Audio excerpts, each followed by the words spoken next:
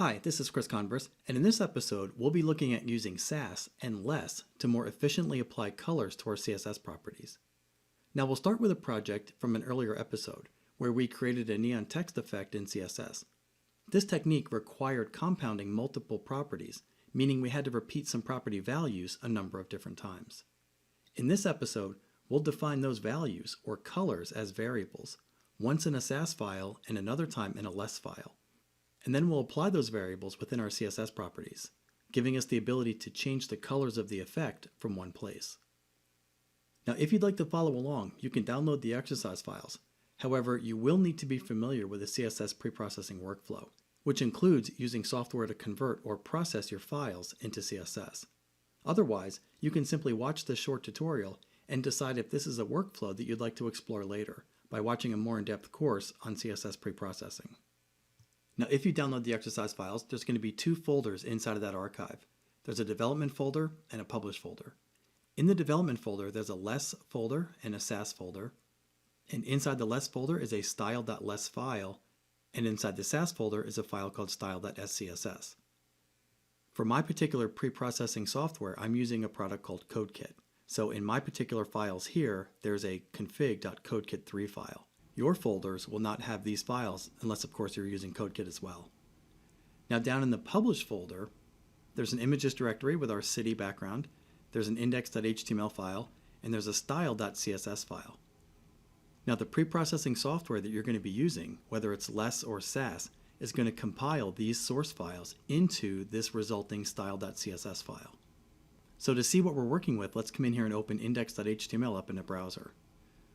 So this is that previous project we're going to be working with, and we're going to be setting up the colors in the neon text effect so that we can change all of those properties from one spot. So to begin, let's come back to the exercise files, and let's open up the style.scss file in a text editor. Now, even though this file ends in .scss, and I'm using the Sassy CSS version of Sass, I haven't actually added any Sass code yet. Now, the other thing I want to do is open up the resulting style.css file so we can see the conversion happening in real time. So to do that in my text editor, I'm going to come up here and just split the screen. Then I'll go back to the exercise files. Inside the publish folder, I'm going to take style.css and open it in the second window. So again, on the left-hand side here is the Sass file.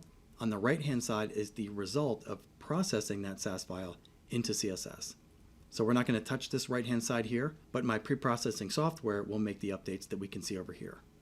So on the left-hand side, let's scroll down. Let's find this neon text. This is where we have all of those compounded rules and repeating the same color values.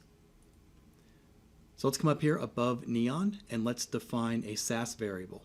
Sass variables start with a $, and we'll name this color_1, then a colon, then a space. The syntax looks very much like CSS. And then the value is going to be the white color. So put a $, 3 Fs, then a semicolon. So now that we've defined a variable of color1, let's come in here and copy that. Let's come down into the CSS and let's replace the $, and 3 Fs with that color variable. So now with the first one in place, let's come down here and replace the second one. Paste that in place. And now at this point, I'm going to come in here and hit Command S to save. In the upper right-hand corner, you'll see a notification. My particular software is telling me that it has compiled this SCSS file into CSS. And if I come over here into the style.css file, I can see that the color is still being injected here. So I can see the $, and 3 Fs here, and the $, and 3 Fs here. So there is no change in the resulting style.css file. However, we did get to just define the color once in our SCSS file. So now let's come in here and duplicate that variable. Let's name the second one color2. And I'll come down here and I'll copy the color. This is that bright pink color. Now let's come in here and copy the color2 name. And then let's come down here and replace each instance of that hashtag for that color pink with the color2 variable. Once that's in place, I'll hit Command S to save. Again, my software will tell me that it's made the change, and we can see the change over on the right-hand side. And just like before, the style.css file will be the same. However, in the original file, we only had to specify the color once, and we used 4 different instances. So at this point, we'll go back to the browser. Let's come up and hit reload. The design should look exactly the same. And so now that we have variables in for our colors, let's go back to our Sass file and let's come in here and make a color change. So for color 2, let's replace that pink color with a green color. So after the pound sign, let's put 2 zeros for red, let's put FF for green, and BA for blue. Save. I'll get a notice that the style sheet's updated. If we come over here and now look at the bottom of this CSS file, we can now see that that color has been applied 4 times in this particular CSS rule. And then if we go back to the browser, come up and hit reload, we'll see the neon text effect is now showing in green instead of pink. And so now that our variables are working in the Sass file, let's make the same changes in our Less file.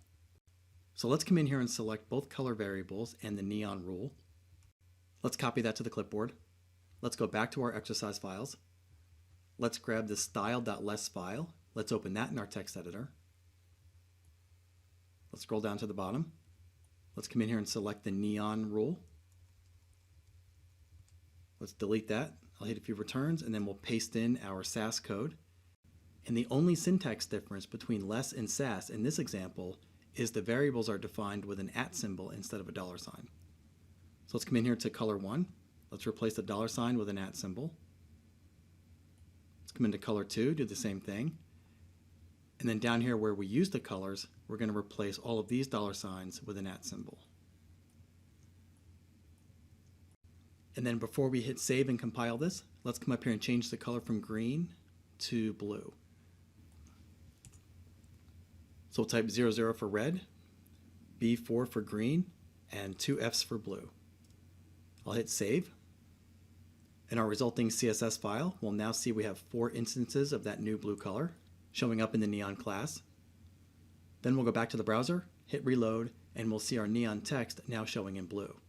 And this time it was our Less file that modified the CSS instead of the Sass file. So now we have a much more efficient workflow for generating reusable values in CSS. Now we'll be covering more tips with preprocessors throughout this series, but if you'd like to learn more about Sass and Less and the software you'll need to take advantage of this workflow, I'd recommend that you take Joe Marini's course entitled CSS with Less and Sass.